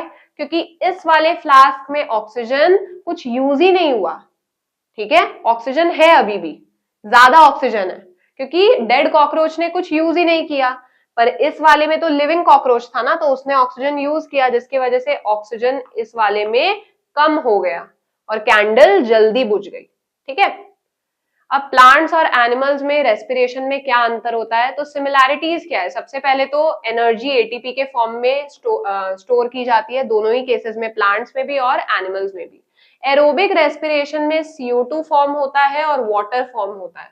तो दोनों में ही, प्लांट्स और एनिमल्स में एरोबिक रेस्पिरेशन जब होता है तो कार्बन डाइऑक्साइड और वाटर फॉर्म होता है एज बाय प्रोडक्ट। अब डिफरेंस क्या क्या है? डिफरेंसेस बहुत है। सबसे पहले कोई ब्रीदिंग मूवमेंट नहीं होता, प्लांट को कभी ऐसे सांस लेते हुए, सांस छोड़ते हुए नहीं देखा होगा, ठीक है। फिर एनिमल्स के केस में ब्रीदिंग होती है, ठीक है, एक्सटर्नली आप देख सकते हो, मतलब ये एरिया अगर देखोगे तो ब्रीदिंग होती है, ठीक है, विजिबल है। फिर डायरेक्ट डिफ्यूजन बिटवीन सेल्स, तो इनके केस में ब्रीदिंग नहीं होता, तो बस सेल्स क्या है, हवा से ऑक्सीजन ले लेते हैं और कार्बन डाइऑक्साइड दे देते हैं, ठीक है। बहुत लोगों का मिसकंसेप्शन है कि प्लांट्स ऑक्सीजन नहीं लेते हैं, बट रेस्पिरेशन के लिए प्लांट्स भी ऑक्सीजन ही लेते हैं, कार्बन डाइऑक्साइड फोटोसिंथेसिस के लिए लेते हैं, ठीक है। तो प्लांट्स ऑक्सीजन डायरेक्टली सेल्स के थ्रू ले लेते हैं, स्टोमाटा के थ्रू ले लेते हैं, कार्बन डाइऑक्साइड दे देते हैं या फोटोसिंथेसिस के लिए यूज कर लेते हैं, ठीक है। ब्लड सिस्टम होता है हमारे अंदर, हम लोग डायरेक्टली हमारे सेल्स अब्सॉर्ब नहीं करते हैं, हमारे अभी जो हमने पढ़ा, ठीक है, एयर इनहेल हम लोग करते हैं, लंग्स में गैसियस एक्सचेंज होता है, फिर ब्लड ऑक्सीजनेटेड होता है, ब्लड ये ऑक्सीजन को हर एक सेल तक पहुंचाता है, तो ये पूरा मैकेनिज्म है, ठीक है, हमारे अंदर। तो एक ब्लड का सिस्टम होता है जो गैसेस को ट्रांसपोर्ट करता है, तो हमारे सेल्स डायरेक्टली ऐसे गैसियस एक्सचेंज नहीं करते, ठीक है। नाउ प्रोडक्ट क्या होता है? इथेनॉल। एनेरोबिक के केस में, अगर दोनों के केस में एनेरोबिक रेस्पिरेशन हो रहा है, प्लांट और एनिमल्स के केस में, तो प्लांट्स प्रोड्यूस करेंगे इथेनॉल और कार्बन डाइऑक्साइड, और एनिमल्स क्या प्रोड्यूस करेंगे? बस लैक्टिक एसिड, जिसके वजह से मसल्स में पेन जनरेट होगा, ठीक है। Very little detectable heat is produced, considerable detectable heat is produced. तो हमारे केस में रेस्पिरेशन के टाइम पे ज्यादा हीट प्रोड्यूस होती है, प्लांट्स के केस में कम हीट प्रोड्यूस होती है, ठीक है। प्लांट्स का रेस्पिरेशन जो रेट है वो बहुत ही लो है, बहुत ही धीरे धीरे और बहुत ही कम रेस्पिरेशन करते हैं, बहुत ही कम क्वांटिटी यूज करते हैं एयर की, ठीक है। तो बहुत ही धीरे धीरे रेस्पिरेशन करते हैं और हम प्लांट्स के मुकाबले जल्दी रेस्पिरेशन करते हैं, ठीक है। तो इसी के साथ हमने ये पूरा का पूरा चैप्टर अच्छे से कंप्लीट कर लिया है, ठीक है। तो आई होप आपको हर एक कॉन्सेप्ट अच्छे से समझ में आ गया होगा। फिर भी अगर आपके कोई भी डाउट्स है तो आपको पता ही है, कमेंट सेक्शन में लिख के मुझे जरूर बताइएगा, मेरी पूरी कोशिश रहेगी आपके सभी डाउट्स को सॉल्व करने की। सो आज की क्लास यहीं पे ओवर होती है, मिलते हैं नेक्स्ट वीडियो में।